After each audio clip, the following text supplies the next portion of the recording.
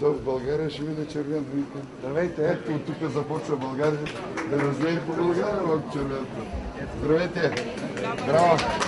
Просто на победата! Ние сме на всеки метър победа!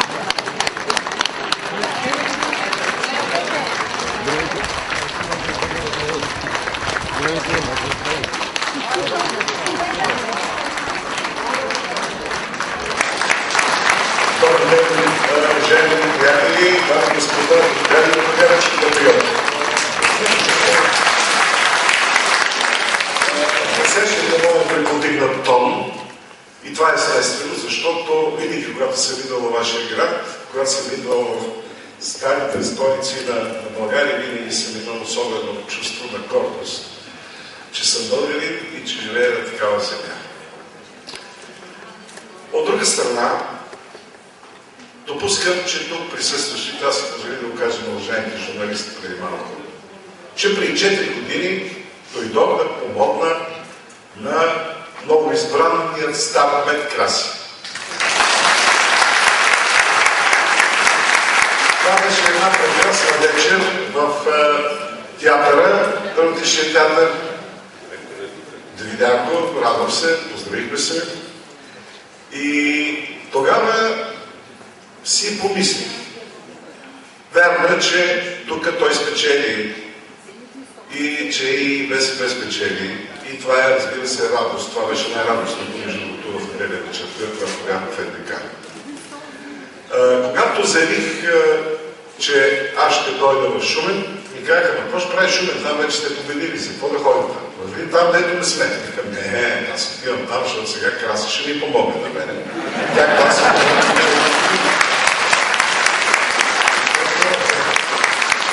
защото, скъпи приятели, факта, че помощ трябва. Това, което искам да ви кажа. Да,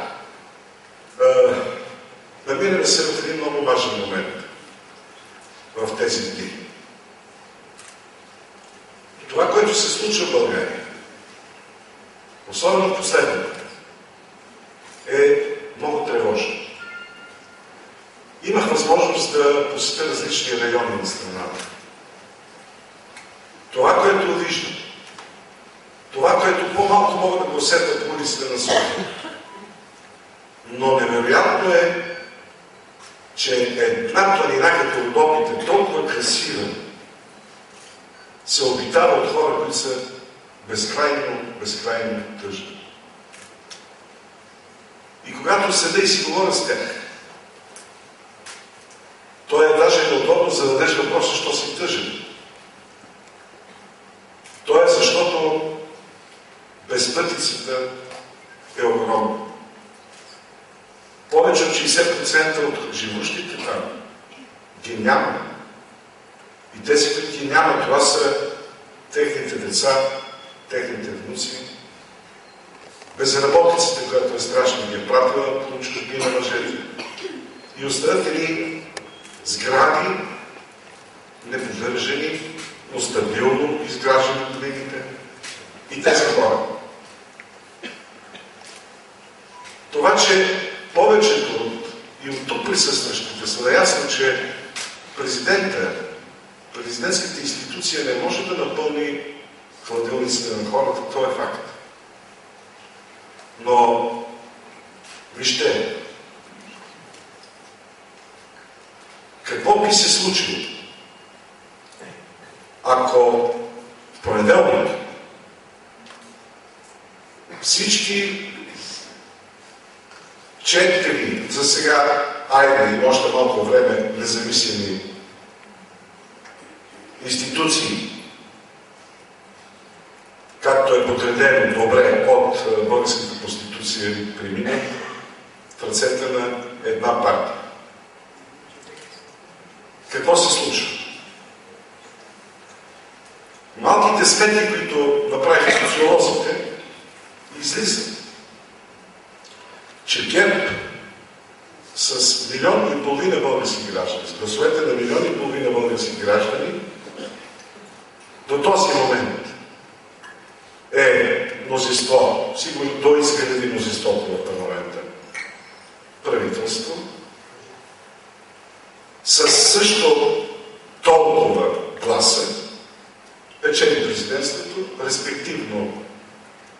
част от съдебната власт, Конституционния съд и така нататък. И това, което на времето в ония бурни години, които помним всички, се пишеше новата Конституция на България, най-доброто, което там е записано е, че власт спира. Защото президентската институция е тази, която наблюдава парламента. По право той може да разпусне парламента при дадени обстоятелства. Президент е този, който връчва създаването на кабинета, документите. Той е този, който може да предизвика референдум. Разбира се, нещо, което тогава много са се плашили нашите конституционалисти, че президентът няма право сам да поиска референдум. Той трябва да го поиска пред Народното събрание, което да реши дали да се проведе или не. И това е едно от нещата, които би трябвало да се проведе. И когато днеска се обръщали и аз, и Ивайло, и всички, които смятат така, че има опасност демокрацията, това, което години наред се бориха много хора в ляво, в дясно, постепенно се обсебва. Конфронтирането, което ни спохожда непрекъснато. Арогантността, която я виждаме денонощно, тъй като е непрекъснато кеширана пред нас. До какво може да доведе? Когато ми зададат въпроса, добре, 10-11% могат ли да се стопят? Аз давам моя отговор. Интуицията на българина, която е голяма и доказана исторически, е леко и този път да задейства и да задържи. Истина е също така, че не допускахме толкова голяма разлика да има от тези 11%.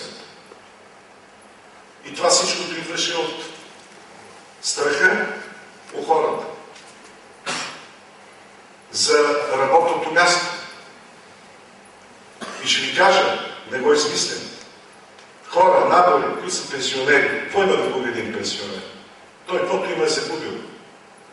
И да ви кажа, аз искам да дойда на срещата с теб. Аз ги каня на среща. Ма вика, страх ме съседните, ако ме видят и могат да го уволнат. И то в райони, особено където един работи за 5 човека, защото ги са без работа. И това какво говори? Затова и мислех, и затова бях убеден, че тайният твор, правото на гражданина сам със себе си да реши с кого да даде глас, може да промени нещата. И практически тия обиколки, които правя в тия дни, те са именно за това.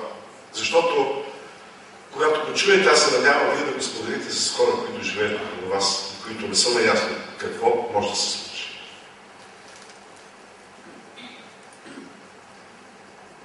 Това, че върват паралелно избори за кметове и общински съветници. Цялото съчинение на кампания президентска и от друга страна за местна власт, това също е някакъв абсурд. Те са съвсем различен тип кампания. Аз не се плаша от това до мен да застане Краси, Дора Янкова, дай да ви ги изрежа. Когато правим едно мероприятие голямо, тит-митинг. Етричък съм, не мога да се събудил хората и съм малко нагло. Тук е смисъл. Не да не ме затуля, така да се каже. Но двата избора са съвсем различни. И аз за това страшно благодаря тук на цялата наша организация. Обикаляйки страната, тя е таблицирана България с снимки, фотоси на нашите опоненти, конкуренти и на кметове от ГЕРБ. Ама тя е таблицирана. Все едно тъпете се лепи на това. Минавам в Шумен, сега по главата, гати видях 3 стени с моя лик. Викам, гати тя. Значи, за какво става въпрос? Цялата машина работи, за да се спечелят всички видове власти. Всички видове власти. Защото знаем каква е функцията на един момент. Като добавиш и едно мнозинство от Общински съвет, и като добавиш парламент,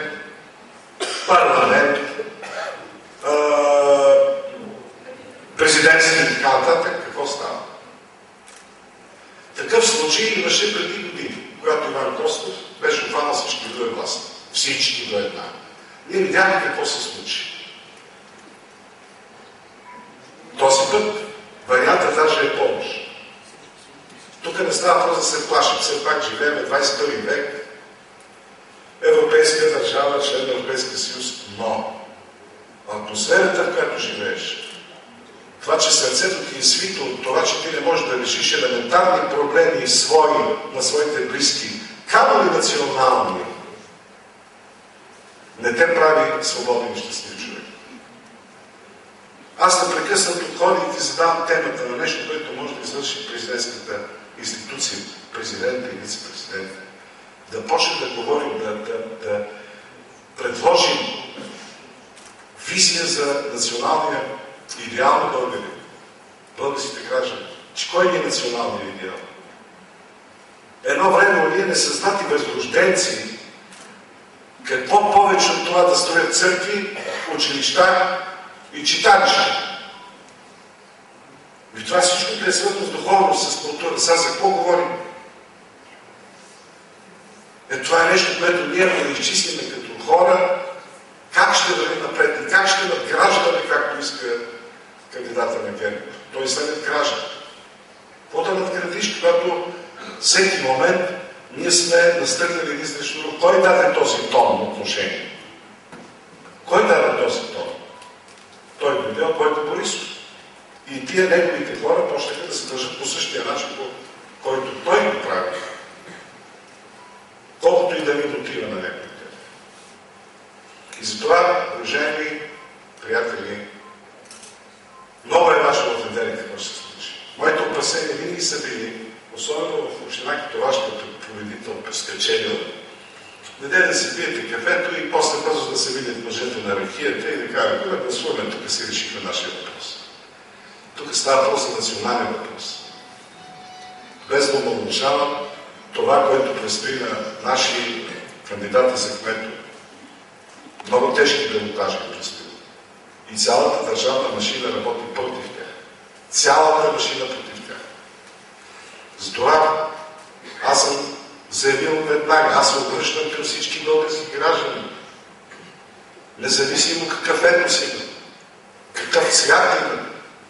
Защото аз знам мои приятели, с които бяхме на нощ в първите промени, като започнаха демократични промени, те останаха отдясно, аз си останах там, където съм бил винаги вляво. И които днес се раздрани от това, което се случва с тях.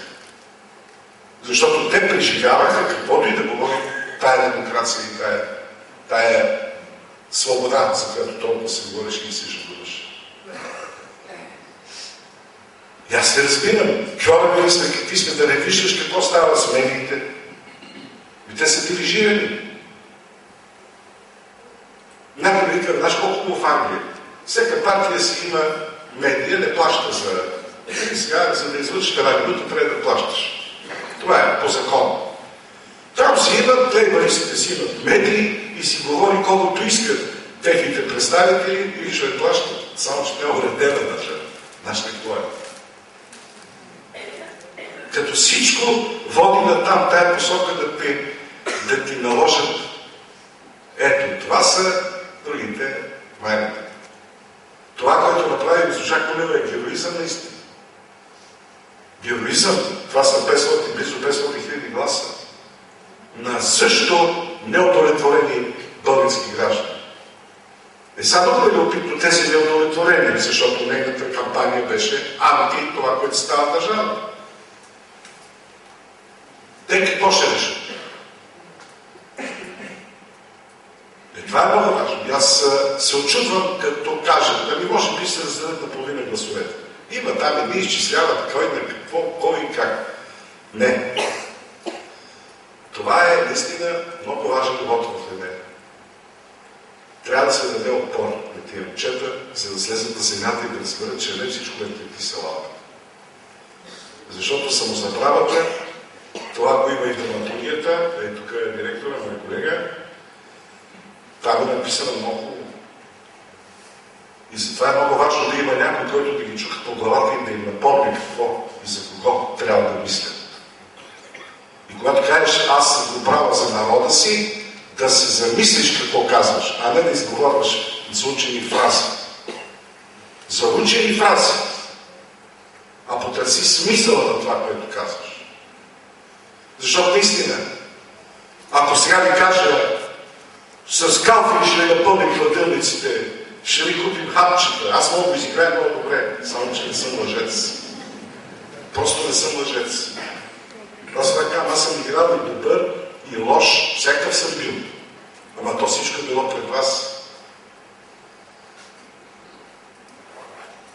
И от тази гледна точка, наистина, за да може да се случи нещо добро за всички нас, моето обращение и на Ивайло Калфин към вас е да помогнете, но не само за това, че вие ще отидете пред парите.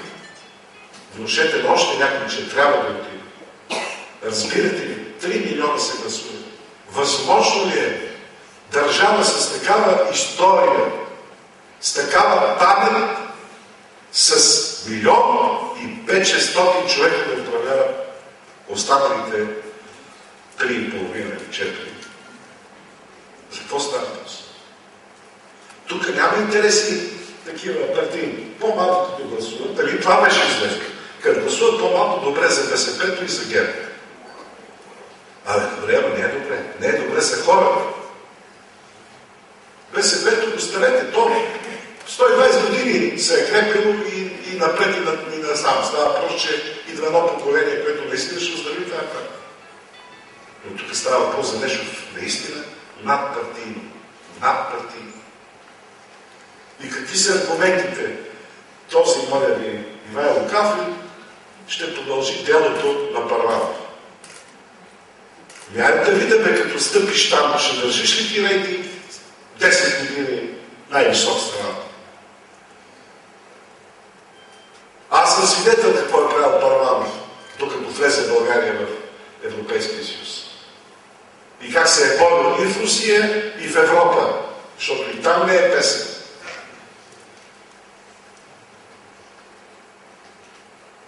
Само, че Ивайло Калфин е друг човек.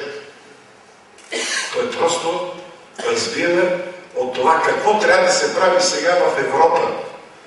Някъде да чуете във всички тия диспути въпрос за каква външна политика ще водите, господин евентуален президент. Ще чуете други ден такова нещо. Защото ответника Хабер се няма от външна политика. Той може да разбира от тия речи, от асфалт, моето уважение. Но това, в момента, в който Европа е раздрана противоречие, там е всъщност волята и ролята на президента. Само, че някои хората ще да разберат, не могат да разберат. Отделно с всичките щуротии, които се случваха в денят на изборите, в нощта, но това са подробности, които има кой да ги коментира и така. И така, за да не ви отнея времето, първо искам още веднъж да поздравя Краси за победата. Много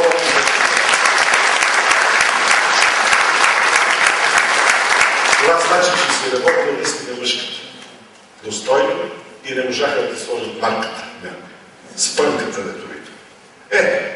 Не сме добре с футбола в Шумен, ама и не ми ще прави. Сега остана комшиите с футбола, да се оправят и те. И все пак, аз съм от последните оптимисти. Това, което споделих с уважаемите журналисти. Аз не съжалявам за това мое решение, което взех в последния момент. Никак. Защото отново имах възможност да обиколя голяма част от страната и да се видя с тези хора, които в тия всичките 40-50 години сме живели заедно и сме били заедно. Не е тайна, че с Стефан Данилов никой не говори на ви. Хората говорят да му смене на ти. Защото си знаем и къртите зъби. Ние се познаем отдавна. Много пъти съм досаждал във вашите холове, както каза един гражданин. В спалнята ни досаждаш, в спалнята. сигурно имал тогава телевизори в спалнята, говоря за години. Така че, уважаеми приятели, да стеснем палци и ръце и страшно си иска наистина Шумен областта да бъде за пример. Защото край на краища е много хубаво, като отвориш вестника и видиш един хубав цвят, какъвто е червения. Червен цвят е много хубав, нали? Не сте си купували, може би, вестника. И след това, вярвайте, нито аз, нито и Вайро имаме най-малкото намерение да се гърчиме пред натиска на безкруполни хора. Няма такова нещо. Пак казвам, играл съм и добър, и лош. Добър съм, наистина, но мога да бъда и два пъти по-лош. Така че, дай Боже да ни се случи добро в неделя вечер, за да има за какво да се позволи. Разреши ми